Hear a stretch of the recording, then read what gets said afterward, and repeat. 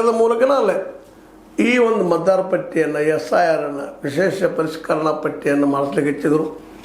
ಅದರ ರಿಸಲ್ಟ್ ಇನ್ನೂ ನಡೀತಾ ಇದೆ. ಅದರ ರಿಸಲ್ಟ್ ಇನ್ನೂ ಏನೇನು ಡೆವಲಪ್ ಆಗ್ತದೆ ನೋಡಬೇಕಾಗಿದೆ. ಬಟ್ ಈಗಿನ ಮಟ್ಟಿಗೆ 60 ಲಕ್ಷ ವೋಟ್ಗಳು ಮಾತ್ರ ಡಿಲೀಟ್ ಆಗಿ ಹೋಗಿದ್ದನ್ನು ಗಮನಿಸಿದಾಗ ಇಲ್ಲೇ ಬಿಹಾರ ಮತ್ತು ಮಹಾರಾಷ್ಟ್ರದಲ್ಲಿ ಆದಂಥ ರಿಸಲ್ಟ್ ಬರ್ಬೋದಾ ಅನ್ನೋದು ಚರ್ಚೆ ಜೋರು ನಡೀತಾ ಇದ್ದ. ಈಗಾಗಲೇ ನಮ್ಮ ಮೋದಿ ಅವರಂತೂ ಜಬರ್ದಸ್ತಾಗೆ ವೆಸ್ಟ್ ಬೆಂಗಾಲ್ ತುಂಬ ನಮ್ಮ ಮೇಡಮ್ ಅವರ ವಿರೋಧವಾಗಿ ಜಬರ್ದಸ್ತ್ ಪ್ರಚಾರ ನಡೆಸಿದ್ದಾರೆ. ಹಿಂದುತ್ವದ ಬಗ್ಗೆ ಸಾಕಷ್ಟು ಪ್ರಚಾರ ನಡೆಸ್ತಾ ಇದ್ದಾರೆ. ಮತ್ತು ಅದೇ ಕಾಲಕ್ಕೆ ಈ ಸಲ ಚಾಲೆಂಜ್ ಮಾಡ್ತಾ ಇದ್ದಾರೆ.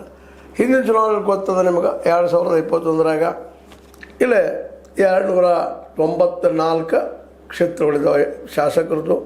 ಅದರಲ್ಲಿ ಸರಳ ಬಹುಮತ 148 ಬಂದರೆ ಅವರು ಸರ್ಕಾರ ರಚನೆ ಮಾಡುವಂಥದ್ದು ವೆಸ್ಟ್ ಬೆಂಗಾಲದಲ್ಲೇ. ಅದರಲ್ಲೂ ಮುಖ್ಯವಾಗಿ ಹಿಂದಿನ ಚುನಾವಣೆಯಲ್ಲಿ 213 ಕ್ಷೇತ್ರಗಳನ್ನು ಗೆದ್ದ ಮಮತಾ ಬ್ಯಾನರ್ಜಿ ಅವರು ಆ್ಯಬ್ಸಲ್ಯೂಟ್ ಮೆಜಾರಿಟಿ ತೋರಿಸಿದ್ರು. ವಿರೋಧ ಪಕ್ಷವಾಗಿ BJP 77 ಬಂದಿತ್ತು. ಇದರೆಲ್ಲ ಕಾಂಗ್ರೆಸ್ ಬಂತು, ಕಮ್ಯುನಿಸ್ಟ್ ಬಂದರು, ಎಲ್ಲರೂ ಬಂದು ಅವರು ಎಷ್ಟಪ್ಪ ಅಂದ್ರೆ 4 ಜನ.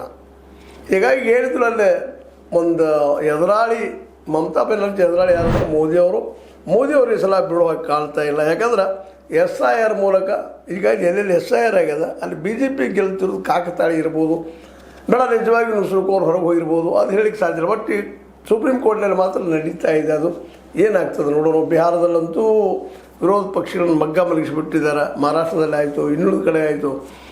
ಏನಿದು 2024ರ ಒಂದು ಲೋಕಸಭಾ ಚುನಾವಣೆ ಆಯಿತು. ಅದರ ನಂತರದಲ್ಲಿ SIR ಸ್ಟಾರ್ಟ್ ಮಾಡಿ ಇದರಲ್ಲಿ ಅನೇಕ ನುಸುಳುಕೋರರ ನಾವು ತೆಗೆದಿದ್ದೀವಿ ಅಂತ ಅವ್ರು ಹೇಳ್ತಾ ಇದ್ದಾರೆ. ಇಲ್ಲ